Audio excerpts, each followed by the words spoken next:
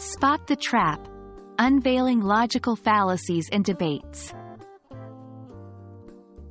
Hello, language learners. Welcome back to our series on language skills for debates and discussions.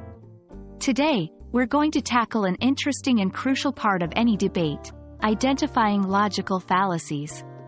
By understanding logical fallacies, you'll not only strengthen your arguments but also be able to point out weaknesses in your opponent's logic.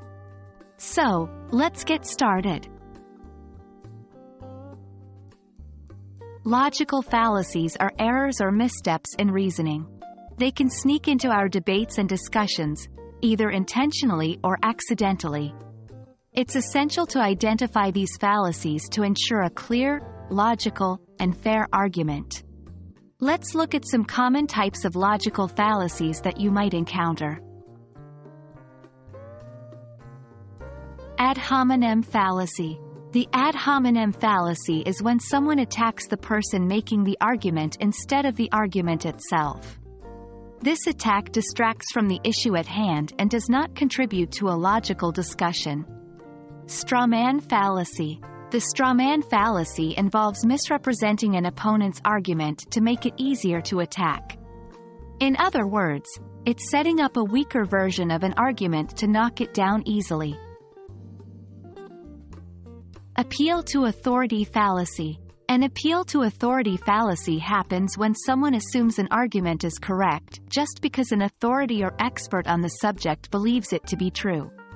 Remember, even experts can be wrong sometimes. False dilemma fallacy. The false dilemma fallacy involves presenting only two options or outcomes when, in fact, there are more. This fallacy oversimplifies the situation and limits the potential solutions or viewpoints. Slippery slope fallacy. The slippery slope fallacy assumes that a certain action will inevitably lead to a specific, usually negative, outcome without providing evidence for this chain reaction. These are just a few examples. There are many other types of logical fallacies out there.